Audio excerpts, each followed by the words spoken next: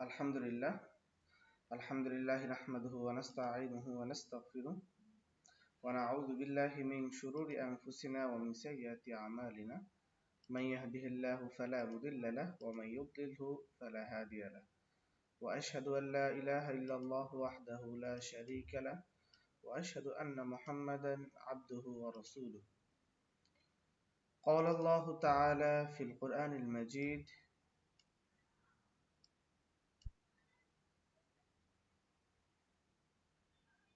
আতাতুনা সিহরা আম কানা মিনাল গালিবিন। আলহামদুলিল্লাহ, সমস্ত প্রশংসা আল্লাহ তাআলার জন্য, যিনি আমাদেরকে আরো নতুন একটি ক্লাসে উপস্থিত হওয়ার তৌফিক দান করেছেন। এই জন্য আমরা কালিমাতু শুকর আদায় করি আলহামদুলিল্লাহ। আজকের দর্শে আমরা যে বিষয়টা নিয়ে আলোচনা করব আর তা হলো জাদু। আজকে আমরা সম্পূর্ণ নতুন একটি অধ্যায়, নতুন একটি বিষয় নিয়ে আলোচনা করব, জাদু। জাদু এই বিষয়টা আমাদের আজকের প্রথম দর্শ। তো প্রথম ক্লাসে আমরা যে বিষয়গুলো নিয়ে আলোচনা করব, আপনারা স্ক্রিনে দেখতে পাচ্ছেন জাদুর অর্থ। আজকে আমরা জাদুর প্রাথমিক অবস্থা, যে বিষয়গুলো প্রয়োজন, এটা নিয়ে আলোচনা করব ইনশাআল্লাহ তাআলা। তারপরে জাদুর প্রামাণিকতা এবং ইসলামী আকীদা। জাদুর প্রামাণিকতা সম্পর্কে কোরআন এবং হাদিসে কি কি বর্ণিত রয়েছে এবং জাদু সম্পর্কে ইসলামের আকীদা কি হবে, এটা নিয়ে আমরা ইনশাআল্লাহ আলোচনা করব। তৃতীয় টপিকে আমরা আলোচনা করব জাদু এবং অলৌকিক বিষয়ের মধ্যে পার্থক্য। অনেকেই অলৌকিক বিষয়কে জাদু মনে করে থাকেন, বাস্তবতা হলো এটা অলৌকিক বিষয়, জাদু নয়। 4 নম্বরে আমরা আলোচনা করব জাদুর প্রকারভেদ, জাদুকে কয় প্রকারে বিভক্ত করা হয়েছে। এবং সর্বশেষ ইনশাআল্লাহ আলোচনা করব জাদুকর যেসব পদ্ধতিতে শয়তানের সাহায্য নেয়। একজন জাদুকর জাদু করার জন্য অবশ্যই তাকে শয়তানের সাহায্য নিতে হবে। শয়তানের সাহায্য ছাড়া সে জাদু করা কখনোই সম্ভব নয়, কখনোই এটা করা যাবে না। তো চলুন আমরা প্রথমে জাদুর অর্থ নিয়ে আলোচনা করি। জাদুর আরবি শব্দ হলো আস-সিহর, বাংলা অর্থ হলো জাদু। আবিধানিক অর্থে এমন সূক্ষ্ম ঘটনা যার কারণ এবং উৎস অজানা। অর্থাৎ এমন সূক্ষ্ম ঘটনাকে জাদু বলে যেটাকে বিশ্লেষণ করা কঠিন হয়ে যায়, যার কারণ এবং উৎস, যে এই ঘটনাটা কেন হয়েছে, এই ঘটনার পিছনে রহস্য কি, এগুলো কিছুই জানা যায় না। এবং এই ঘটনার উৎস কোথায়, কোন জায়গা থেকে সৃষ্টি হয়েছে, এমন কিছুকে বলা হয় জাদু। আমরা অনেকের মাঝে অলৌকিক অনেক বিষয় দেখে ফেলি, অলৌকিক অনেক কিছু আমাদের সামনে চলে আসে, তখন আমরা তাকে বলি যে নিশ্চয় তার মধ্যে জাদুকরী কিছু আছে। জাদুকরী কিছু আছে মানে হলো এমন কিছু তার মধ্যে আছে যেটা অন্যদের মধ্যে থাকা অসম্ভব।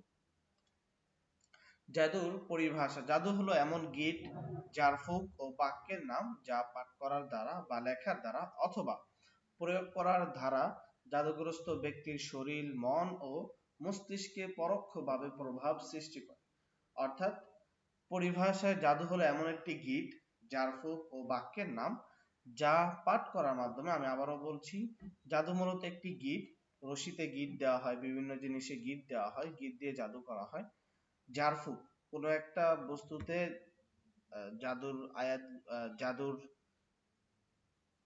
কৌশলগুলো বা জাদুর মন্ত্রগুলো পাঠ করে ফু দেওয়া হয়, বা কিছু নির্দিষ্ট বাক্য রয়েছে যেগুলোর মাধ্যমে জিনের সাহায্য নেওয়া হয়, ও বাক্যগুলো পাঠ করা বা লেখার মাধ্যমে জাদুটা প্রয়োগ করা হয়।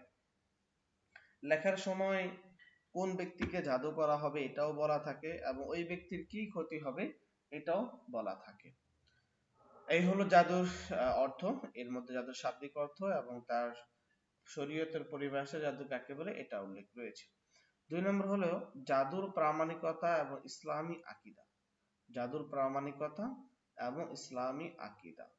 জাদুর প্রামাণিকতার ক্ষেত্রে আমরা সূরা বাকারার 102 নম্বর আয়াতকে উল্লেখ করতে পারি, যেটা রাকি সাহেবরা খুব বেশি পরিমাণে তেলাওয়াত করে। বিশেষ করে স্বামী স্ত্রীর মধ্যে সম্পর্ক বিচ্ছেদের ক্ষেত্রে এই তেলাওয়াতটা খুব বেশি পরিমাণে হয়। যেমন واتبعوا ما تتلو الشياطين على ملك سليمان وما كفر سليمان ولكن الشياطين كفروا يعلمون الناس السحر ওয়ামা উনজিলা আলাল মালাকাইনি বিবাবিল হারুত ওয়া মারুত ওয়ামা ইউআল্লিমানি মিন আহাদিন হাত্তা ইয়াকুলা ইন্নামা নাহনু ফিতনাতুন ফালা তাকফুর। এই যে আয়াতগুলো আমরা দেখতে পাচ্ছি, এই যে আয়াতটা দেখতে পাচ্ছি সূরা বাকারার 102 নম্বর আয়াত রয়েছে, এখানে আল্লাহ তাআলা স্পষ্টভাবে জাদুর কথা উল্লেখ করেছেন। স্পষ্টভাবে তিনি জাদুর কথা উল্লেখ করেছেন। তো এই আয়াতের মাধ্যমে আমরা দেখতে পাই জাদু সত্য, জাদুর প্রামাণিকতা রয়েছে। সুলাইমান আলাইহিসসালামের রাজত্বর সময় জাদুবিদ্যার খুব বেশি প্রচলন ছিল। আর আল্লাহ তাআলার একটি মুজিজা, একটি এজাজ হলো তৎকালীন যুগে যে নবী রাসূলদেরকে পাঠান, ওই নবীকে ওই অঞ্চলের কিংবা ওই যুগের যেই বিদ্যাটা সবচেয়ে শক্তিশালী, ওই বিদ্যাটা তাকে দেওয়া হয়। যেমন নবী ঈসা আলাইহিসসালামের ক্ষেত্রে চিকিৎসা শাস্ত্রে তার পাণ্ডিত্য ছিল সবার ঊর্ধ্বে। তিনি মৃত মানুষকে জীবিত করতে পারেন তার আল্লাহর হুকুমে, পাখিকে জীবিত করতে পারতেন, কুষ্ঠ রোগীকে জীবিত করতে পারতেন। তারপরে মূসা আলাইহিসসালামের যুগে জাদুবিদ্যার খুব প্রচলন ছিল, তখন আল্লাহ তাআলা একটা জাদুকরী হাড় লাঠি তাকে দেওয়া হয়। সুলাইমান আলাইহিসসালামের সময় জাদু শয়তানদের খুব বেশি প্রচলন ছিল, তো তখন এই শয়তানকে বা জিনদের আয়ত্ত করে দেয়, বা জিনরা সুলাইমান আলাইহিসসালামের আয়ত্তটা মেনে নেয়। তারপরে আমাদের নবী হযরত মুহাম্মদ সাল্লাল্লাহু আলাইহি ওয়াসাল্লামের যুগের কথা যদি আমরা চিন্তা করি, তাহলে সেখানে দেখতে পাই যে তৎকালীন আরবে সবচেয়ে বেশি প্রসিদ্ধ ছিল কথা বলায় কিংবা কবিতায় বা বাকপটুতায়। আর মুহাম্মদ সাল্লাল্লাহু আলাইহি ওয়াসাল্লামের কথা যে একবার শুনতো, সে ইসলামের দিকে ধাবিত হয়ে যেত। তারপরে আল্লাহ তাআলা সূরা ইউনূসের ৭৭ নম্বর আয়াতে বলেন, মুসা বললেন, সত্য যখন তোমাদের কাছে আসলো তখন তা সম্পর্কে তোমরা এরূপ বলছো, এটা কি জাদু? আতাতুনা সিহরা আম কানা মিনাল গালিবিন। অথচ জাদুকররা সফল হয় না। আতাতুনা সিহরা আম কানা মিনাল গালিবিন, যে জাদুকররা, অথচ এখানে আম অর্থ হলো অথচ জাদুকররা সফল হয় না। এছাড়া আল্লাহ তাআলা সূরা ইউনূসের ৮১ নম্বর আয়াত, সূরা আরাফের ১১৭ থেকে ১২২ নম্বর আয়াত, এই আয়াতগুলোতে আল্লাহ তাআলা জাদুর কথা বিস্তারিতভাবে উল্লেখ করেছেন। এখন এতক্ষণ পর্যন্ত আমরা কোরআনের রেফারেন্স দিয়ে প্রকাশ করার বা প্রচার করতে চেয়েছি যে জাদুটা সত্য। এখন আমরা ইনশাআল্লাহ আলোচনা করব জাদুর প্রামাণিকতা। হাদিস থেকে জাদুর প্রামাণিকতা জানার চেষ্টা করব। আবু হুরায়রা রাদিয়াল্লাহু তাআলা আনহু থেকে বর্ণিত, রাসূল সাল্লাল্লাহু আলাইহি ওয়াসাল্লাম বলেছেন, ৭টি ধ্বংসকারী বিষয় থেকে তোমরা বিরত থাকবে। সাহাবীগণ বললেন, ইয়া রাসূলুল্লাহ, সেগুলো কি? তিনি বললেন, আল্লাহর সঙ্গে শরীক করা, জাদু করা, আল্লাহ তাআলা যাকে হত্যা করা হারাম করেছেন শরীয়ত সম্মত কারণ ছাড়া তাকে হত্যা করা, সুদ খাওয়া, ইয়াতীমের মাল খাওয়া। এখানে আমাদের দ্বিতীয় নম্বরে আল্লাহ তাআলা যে কথাটা বলে, রাসূল সাল্লাল্লাহু আলাইহি ওয়াসাল্লাম যে কথাটা বলেছেন সেটা হলো জাদু করা। এখান থেকে আমরা বুঝতে পারি যে জাদুটা সত্য।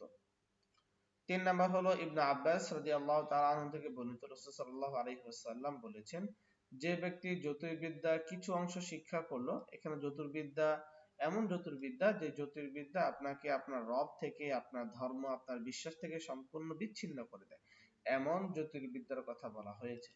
সে আসলে জাদুবিদ্যার কিছু একটি অংশ শিক্ষা করলো, বিদায় জ্যোতির্বিদ্যা যত বেশি পরিমাণে শিক্ষা করবে তত বেশি পরিমাণে তার জাদু বিদ্যা বেড়ে যাবে। ৩ নাম্বার, মুসা আলাইহিসসালাম থেকে বর্ণিত, রাসূল সাল্লাল্লাহু আলাইহি ওয়াসাল্লাম বলেছেন, মদ্যপানে অভ্যস্ত, জাদুটোনায় বিশ্বাসী, আত্মীয়তার সম্পর্ক ছিন্নকারী জান্নাতে প্রবেশ করবে না। আচ্ছা, এখানে আমরা প্রায় আরো তিনটে হাদিস উল্লেখ করেছি। এই তিনটে হাদিস থেকে আমরা এটা বুঝতে পারি যে জাদুটা সত্য, জাদুর সত্যতা কোরআন এবং হাদিসে রয়েছে। এখন আমরা এসে আলোচনা করব সালাফদের বাণী থেকে।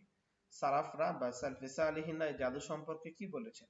ইমাম কুরতুবী রাহিমাহুল্লাহ বলেন, সমগ্র আহলুস সুন্নাত এই ব্যাপারে একমত যে জাদু সত্য এবং এর প্রভাব রয়েছে। কিছু মুতাজিলা এটি অস্বীকার করে এবং তারা বলে এটা শুধুই চোখের ভ্রম, অর্থাৎ জাদুকে মুতাজিলারা বিশ্বাস করে না, বরং এটাকে তারা চোখের ভ্রম বলে উড়িয়ে দেয়। এরপর ইমাম কুরতুবী মুতাজিলা ফিরকার আকীদা খণ্ডন করেছেন কঠিনভাবে। ইবনে কুদামা রাহিমাহুল্লাহ বলেন, জাদুর দ্বারা মানুষকে হত্যা করা হয়, জাদুর প্রভাবে মানুষ মানসিক শারীরিকভাবে অসুস্থ হয়ে পড়ে। জাদুর প্রভাবে স্বামী স্ত্রীর মাঝে বিচ্ছেদ ঘটে। এরপর ইবনে কুদামা রাহিমাহুল্লাহু তার এই কথার সপক্ষে তিনি বিভিন্ন দলিল পেশ করে থাকেন। তারপরে আমরা যদি ইবনুল কাইয়্যিম রাহিমাহুল্লাহের একটি বাক্য আমরা নিয়ে আসি, যেমন ইবনুল কাইয়্যিম রাহিমাহুল্লাহু বলেন যে সূরা ফালাকের ওয়া মিন শাররি নাফাসাতি, এই যে আয়াতখানা রয়েছে এই আয়াত এবং আয়েশা রাদিয়াল্লাহু তাআলা আনহু এর হাদিস দ্বারা প্রমাণিত হয় যে জাদু নিঃসন্দেহে সত্যি, অর্থাৎ জাদুতে অসত্য এটা ইসলামী আকিদায় কোথাও কোনো সত্যেন্বেষী আলেম এটা বলেননি। যাই হোক, আমরা যেটা আমাদের যে মৌলিক বিষয়টা জানা সেটা হলো জাদুটা সত্য। এই জাদুটা আপনি আমি যদি অবিশ্বাস করি তাহলে আমাদের ইমানের মধ্যে খলল সৃষ্টি হবে, আমরা ইমান হারা হয়ে যাব। এই জন্য আমরা জাদুটা যেমন সত্য, এই জাদুর প্রকৃত অবস্থা আমাদেরকে জানতে হবে। কোনটাকে জাদু বলা হয়, কোনটাকে অলৌকিক বিষয় বলা হয়। এমনটা যাতে না হয় অলৌকিক বিষয়কে আমি জাদু বলছি, আমরা হাতের কারিশমাকে জাদু বলে ফেলছি, অথচ আমরা চোখের ভেলকিকে জাদু বলে ফেলছি। জাদু সম্পূর্ণ এটা আলাদা একটা বিষয়। ম্যাজিক এক জিনিস, জাদু আরেক জিনিস। আমরা অনেক সময় দেখব যে বিভিন্ন হাট বাজারে সপ্তাহে বা মাসে অনেক ক্যাম্বাসাররা এসে বিভিন্ন জাদুর জিনিস দেখায়। এটা প্রকৃত জাদু না, এটা এটা হলো চোখের ভেলকি, যেটা আমরা ইনশাল্লাহ জাদুর প্রভাবেতে আলোচনা করব। এখন আমরা ইনশাল্লাহ আলোচনা করব জাদু এবং অলৌকিক বিষয়ের মধ্যে পার্থক্যটা কোথায়, কোনটাকে জাদু বলা হবে আর কোনটাকে অলৌকিক বিষয় বলা হবে। এখানে আমরা চারটা বিষয় উল্লেখ করেছি। একটা হলো ইরহাস। ইরহাসাত সম্পর্কে আমরা অনেকেই জানি যারা কওমি মাদ্রাসায় পড়াশোনা করেছি। সিরাতে খাতামুল আম্বিয়া মুফতি শফি রাহিমাহুল্লাহ লিখিত খুবই প্রসিদ্ধ এবং ছোট আকারে লিখিত একটি সিরাত গ্রন্থ, যেটা আমাদের সিরাত ডিপার্টমেন্টের পাঠ্যপুস্তক হিসাবে নির্ধারিত রয়েছে। তো এই সেখানে আমরা দেখেছি যে ইরহাসাত বলা হয় নবী করিম সাল্লাল্লাহু আলাইহি ওয়াসাল্লামের নবুয়ত প্রাপ্তির পূর্বে যে সকল অলৌকিক বিষয় ঘটেছে এগুলোকে ইরহাসাত বলা হয়। কোন নবী অথবা রাসূল নবুয়ত প্রাপ্তির পূর্বে যে সকল ঘটনা অলৌকিক বিষয় প্রকাশ পায় সেগুলোকে ইরহাস বলা হয়। যেমন ঈসা আলাইহিস সালাম পিতা ছাড়া পৃথিবীতে আগমন করা, সুলাইমান মুসা আলাইহিস সালাম মা ছাড়া অন্য কারো দুধ পান না করা, আমাদের নবী মুহাম্মদ সাল্লাল্লাহু আলাইহি ওয়াসাল্লামের বদৌলতে হালিমা সাদিয়ার স্তন দুধে পূর্ণ হওয়া এবং বনু সাদ গোত্রের যে শুষ্ক মাঠটা রয়েছে এটা সজীবে পরিপূর্ণ হওয়া। 2 নাম্বার হলো মুজিজা। নবী করিম সাল্লাল্লাহু আলাইহি ওয়াসাল্লাম কোন নবী বা রাসূলকে নবুয়ত বা রিসালাত প্রদানের পর তার দাবিকে সত্য প্রমাণিত করার জন্য, অর্থাৎ তার নবুয়তের দাবিকে সত্য প্রমাণিত করার জন্য যে সকল অলৌকিক কর্মকাণ্ড প্রকাশ পায় সেগুলোকে মুজিজা বলা হয়। যেমন মুসা আলাইহিস সালামের মুজিজা ছিল তার লাঠি, ঈসা আলাইহিস সালামের মুজিজা ছিল মাটি থেকে পাখি তৈরি করা, অন্ধ ও কুষ্ঠ রোগীকে আল্লাহর সাহায্যে আরোগ্য দান করা এবং মৃত্যুকে জীবন দান করা। এবং আমাদের নবীর মুজিজা ছিল চাঁদ দ্বিখণ্ডিত করা, আঙ্গুল থেকে পানি নির্গত হওয়া, এবং রাসূলের সবচেয়ে বড় মুজিজা হলো আল কোরআন।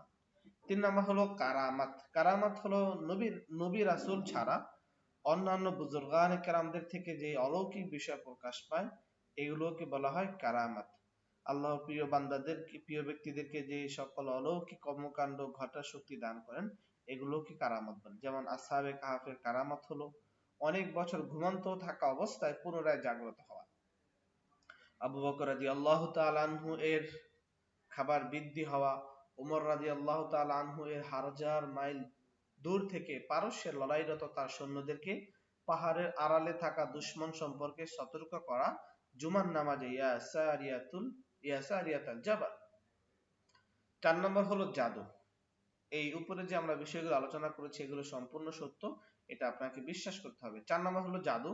জাদু হলো জাদুকর ও শয়তানের মধ্যে এই বিষয়ে সমঝোতা হওয়া যে শয়তানের সহযোগিতা এবং আনুগত্যের ভিত্তিতে জাদুকর বিভিন্ন হারাম ও শিরকি কর্মকাণ্ড করবে।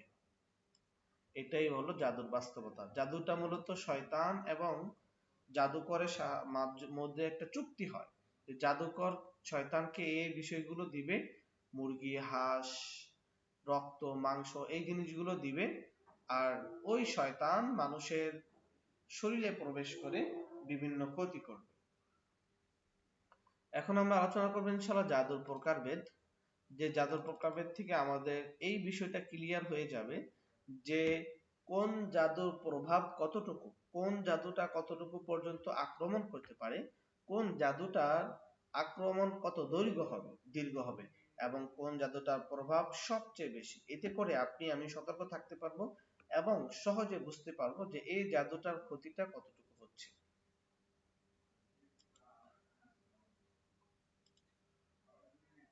আচ্ছা, জাদুর মৌলিক প্রকারভেদ। আল্লামা ফখরুদ্দিন রাজি রাহিমাহুল্লাহ জাদুকে ৮ প্রকার বলেছেন। রাগিব আল আসফাহানি রাহিমাহুল্লাহ বলেছেন ৪ প্রকার। তবে তারা মূলত জাদুর শাব্দিক অর্থের উপর ভিত্তি করে এসব প্রকারভেদ করেছেন। তাই তাদের বর্ণিত কিছু প্রকার আসলে জাদু নয়, বরং ভিন্ন কিছু। তবে এখানে ইসলামিক পরিভাষায় জাদুকে আমরা ৩টি প্রকারে বিভক্ত করতে পারি, অথবা রাকিদের কাছে ৩টি প্রকার বা ধরন পাওয়া যায়, যে ৩টি ধরনে এই জাদুর বাস্তবতাটা উঠে এসেছে। ১ নম্বর হলো আসসিহরুল হাকিকি, প্রকৃত জাদু। এটি প্রকৃত জাদু, যেখানে জাদুকর গীত বেঁধে তাতে মন্ত্র পাঠ করে ফু দেয়। এটি শয়তান ও জিনের সাহায্যে বাস্তবিক ক্ষতি সাধন করতে পারে। ২ নম্বর হলো আসসিহরুত তাখয়িলি, বিভ্রমমূলক জাদু। এটি মানুষের দৃষ্টিতে ও শ্রবণে ধোঁকা সৃষ্টি করে, যেমন লাঠিকে অজগর হিসেবে দেখা, স্থির বস্তুকে চলমান মনে হওয়া ইত্যাদি। এটি বাস্তব নয় কিন্তু বিভ্রান্তি তৈরি করে। এই যে আসসিহরুত তাখয়িলি, বিভ্রমমূলক জাদু, এটা সাধারণত একজন মানুষের কৌশল হিসেবে এটা স্বীকৃত হয়। তারপর আসিহুল মাজাজি, রূপক বা ভেলকি জাদু। এটা আসলে জাদু নয়, হাতের কারসাজি বা রাসায়নিক প্রতিক্রিয়া ব্যবহার করে ভেলকি দেখানো হয়। আধুনিক ম্যাজিক শো এবং ইউলিউশন এর উদাহরণ হতে পারে। আধুনিক যে মিউজিশিয়ান গুলো হয়, তারপর রাস্তার আশেপাশে যেই মিউজিশিয়ান গুলো হয় বা খেলাধুলো হয়, এগুলোর ক্ষেত্রে বা গ্রামগঞ্জে হাটের দিন যেই যে বিষয়গুলো দেখানো হয়, এটাই মূলত আসিহরুল মাজাজি বা রূপক জাদু। এটা মূলত জাদু নয়। জাদু হলো প্রথমটাই আসিহরুল হাকিকি, যেখানে জাদুকর এবং শয়তানের মধ্যে এই বিষয়ে চুক্তি হয় যে অমুক ব্যক্তিকে ওই ক্ষতিটা করতে হবে, অমুক ব্যক্তির ওই ক্ষতিটা করতে হবে। আশা করি এই ৩ প্রকার জাদু সম্পর্কে আপনারা জেনেছেন। এখন আমরা আজকে সর্বশেষ টপিক নিয়ে আলোচনা করব। জাদুকর যেসব পদ্ধতিতে শয়তানের সাহায্য নিয়ে থাকে, এসব পদ্ধতি যদি আপনি জানেন তাহলে সহজেই আপনি এই বিষয়ে জানতে পারবেন যে জাদুকরের আসল রহস্যটা কোথায়। আচ্ছা, জাদুকর আমরা এখানে আমাদের বইতে প্রায় ৮টি প্রকার উল্লেখ করেছি, যে ৮টি প্রকারের মাধ্যমে জাদুকর সাধারণত শয়তানের সাহায্য নিয়ে থাকে। ১ নম্বর হলো আসর বা সিম্পল সংগ্রহের পদ্ধতি। অসুস্থ ব্যক্তির ব্যবহৃত কোনো বস্তু যেমন রুমাল, পাগড়ি নিয়ে মন্ত্র পাঠ করে জিনের মাধ্যমে রোগ নির্ণয় ও নির্দেশনা দেয়। অর্থাৎ জিনের মাধ্যমে রোগ নির্ণয় করে, জিনের মাধ্যমেই দিক নির্দেশনা দেয়।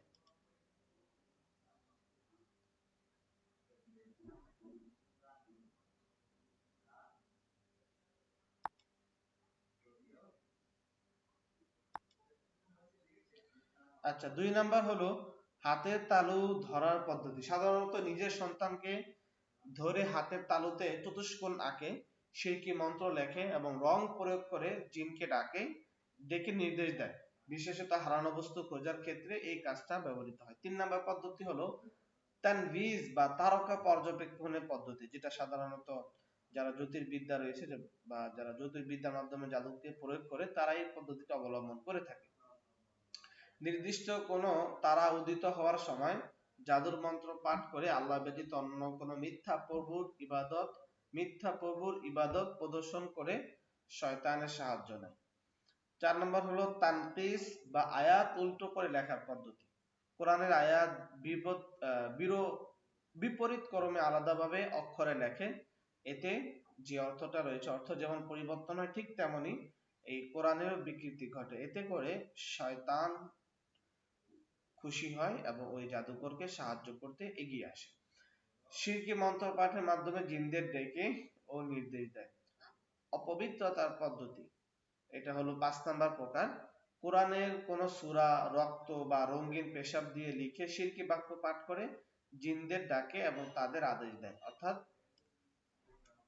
এখানে কোরআনের যে কোনো সূরা রয়েছে, এই সূরাকে রক্ত বা রঙিন পেশাব এটা দিয়ে লেখে, লেখার পরে শিরকি বাক্য পাঠ করে, অর্থাৎ আল্লাহ ছাড়া আরো অনেক প্রভুকে ডাকে, ডাকার পরে এই জিনরা উপস্থিত হয়। মূলত উদ্দেশ্য হলো ওই শিরকি বাক্যগুলোর মধ্যেই জিনের বাক্য রয়েছে, ওই বাক্য দিয়েই জিনদেরকে ডাকতে থাকে। আচ্ছা, 6 নম্বর হলো সিফলি বা নিকৃষ্ট পদ্ধতি। জাদুকর বাথরুমে প্রবেশ করে কোরআনের আয়াত পাঠ করে এরপর ঘরে এসে জিনদের মন্ত্র দিয়ে তাদের নির্দেশ দেয়। এটা হলো 6 নম্বর। 7 নম্বর পদ্ধতি হলো জবাইয়ের পদ্ধতি। এটি প্রাণীকে আল্লাহর নামে জবাই করা হয়। সাধারণত কালো রঙের প্রাণীটি পরিত্যক্ত স্থানে ফেলা হয়, এরপর শিরকি মন্ত্র পাঠের মাধ্যমে জিনকে আদেশ দেওয়া হয়। এটা সাধারণত শ্মশানে খুব বেশি পরিমাণে হয়, অর্থাৎ যে জায়গাগুলো খুবই হিন্দুদের মরদেহ সেখানে পোড়ানো হয়, শ্মশান যেটাকে বলে এক কথায়, অথবা কোনো পরিত্যক্ত নদীর ধারে এই কাজটা খুব বেশি পরিমাণে হয়, জবাইয়ের পদ্ধতি। 8 নম্বর হলো শপথ বা তাজিমের পদ্ধতি। এই 8 নম্বর পদ্ধতিটা আমাদের দেশে এবং আমাদের সোশ্যাল মিডিয়ায় খুব বেশি প্রচলিত। সেটা হলো অন্ধকার ঘরে আগুন জ্বালিয়ে ধূপ দিয়ে শিরকি বাক্য পাঠ করে, এরপর জিনদের সর্দারের নামে শপথ নেয়, প্রার্থনা করে, এরপর জিন কোনো প্রাণী আকৃতিতে উপস্থিত হয়ে জাদুকরের নির্দেশ পালন করে। এটা ক্ষেত্রে আমরা দেখতে পাবো যে জাদুকর বসে আছে, তার সামনে বিভিন্ন চিত্র অঙ্কন করা, বিভিন্ন জায়গা অঙ্কন করা, অঙ্কন করার মধ্য দিয়ে বিভিন্ন জিনিস বিভিন্ন জিনিস আঁকে, যে আঁকাগুলো নির্দেশ করে শয়তানের, যে আঁকাগুলো নির্দেশ করে কুফরি। তারপরে বিভিন্ন চিত্র আঁকে, ওই চিত্রগুলোতে মোমবাতি জ্বালায়, আগরবাতি জ্বালায় এবং মানুষের রক্ত সেখানে ঢালে, বিভিন্ন প্রাণীর রক্ত ঢালে। এই রক্ত ঢালার মাধ্যমে জিনদেরকে ডাকা হয় এবং একটা সময় জিনরা উপস্থিত হয়ে সেখানে হাজির হয় এবং জাদুকরের নির্দেশ শুনে। এই 8টা পদ্ধতিতে জাদুকর জিনের সাহায্য নিয়ে থাকে। আজকে আমরা যে বিষয়গুলো আলোচনা করেছি, আজকে ছিল আমাদের 4র্থ অধ্যায় জাদু এর ক্লাস। এখানে আমরা আলোচনা করেছি জাদুর অর্থ নিয়ে, আর জাদুর শাব্দিক অর্থ এবং পারিভাষিক অর্থ নিয়ে আলোচনা করেছি। জাদু অর্থ এমন সূক্ষ্ম বিষয় যার অর্থ অজানা। জাদুর পারিভাষিক অর্থ হলো এমন কোন কাজ, এমন গীত যেটা জাদুকর বিভিন্ন শিরকি মন্ত্র পাঠ করে আল্লাহ ব্যতীত অন্য কোনো ইলাহকে ডেকে এমনটা করে। জাদুর প্রামাণিকতা সম্পর্কে কোরআন এবং হাদিস থেকে আমরা অনেক কিছু উল্লেখ করেছি, অনেক আয়াত এবং অনেক হাদিস উল্লেখ করেছি, এবং সর্বশেষ আলোচনা করেছি ইসলামিক স্কলারদের বক্তব্য, যেমন ইবনুল কাইয়্যিম, ইমাম তাবারি রাহিমাহুল্লাহর বক্তব্য। জাদু এবং অলৌকিক বিষয়ের মধ্যে পার্থক্য কি, আমরা জাদু এবং অলৌকিক বিষয় কাকে বলে এটার সংজ্ঞা আমরা এখানে উল্লেখ করেছি। আমরা অনেকেই মুজিজা, ইরহাসাত বা কারামাতকে জাদু বলে থাকি, আসলে এটা বৈধ একটা বিষয়, জাদু সম্পূর্ণ অবৈধ একটা বিষয়। জাদুর প্রকারভেদ, জাদুতে আমরা 3 ভাগে ভাগ করেছি। একজন ম্যাজিশিয়ান বা একজন ক্যানভাসার যেটাকে বলা হয় আর কি আমাদের গ্রামগঞ্জে, এই ক্যানভাসারের যে জাদু আর একজন জাদুকরের জাদু কখনোই এক নয়। একজন জাদুকরের জাদু খুবই কঠিন, একজন ক্যানভাসারের জাদু শুধুমাত্র মানুষকে আনন্দ দেওয়ার জন্য, কিন্তু একজন জাদুকরের জাদু এটা মানুষকে মৃত্যু পর্যন্ত নিয়ে যেতে পারে। তারপরে আমরা সর্বশেষ আলোচনা করছি জাদুকর যেসব পদ্ধতিতে শয়তানের সাহায্য নিয়ে থাকে। এখানে আমরা 8টা পদ্ধতি উল্লেখ করেছি। বিভিন্ন বস্তুর মাধ্যমে, বিভিন্ন জিনিসের মাধ্যমে, বিভিন্ন জায়গাতে গিয়ে জাদুকর জিনের সাহায্য নেয়। ইনশাআল্লাহ আমরা আমাদের আগামী দর্শে আলোচনা করব কিভাবে জাদুটা করা হয়, জাদুটা কোন পদ্ধতিতে করা হয়। এটা আমরা 3-4টা টপিকে আলোচনা করব, যাতে করে সহজেই আপনি এই বিষয়টা ভালো করে উপলব্ধি করতে পারেন। তারপর ইনশাআল্লাহ আলোচনা করব জাদুকর ও কবিরাজ চিনার উপায়। তাহলে আপনার আশেপাশে কোনো জাদুকর বা কবিরাজ থাকলে আপনি সহজেই তাকে চিনতে পারবেন। 3 নাম্বার, জাদুতে আক্রান্ত হওয়ার লক্ষণ, কোন কোন বিষয়গুলোর মাধ্যমে আপনি জাদুটা আক্রান্ত হয়েছেন কিনা বুঝতে পারবেন। জাদুর সেলফ রুকাইয়া, জাদুর সেলফ রুকাইয়া কিভাবে করবেন, বা জাদুর সেলফ রুকিয়ার পাশাপাশি জাদু রুকিয়া আপনি কিভাবে করবেন, জাদু কাটিয়ে উঠতে কিছু পরামর্শ ইনশাআল্লাহ আমাদের আগামী দর্শে আলোচনা করব। এই হলো আমাদের আজকের দর্শ। আজকের দর্শে আপনাদের কোনো প্রশ্ন থাকলে আপনারা করতে পারেন, লিখে করতে পারেন, অথবা আমি আপনাদেরকে আনমিউট করে দিয়েছি, আপনারা এই আনমিউট হয়েও প্রশ্নগুলো করতে পারেন।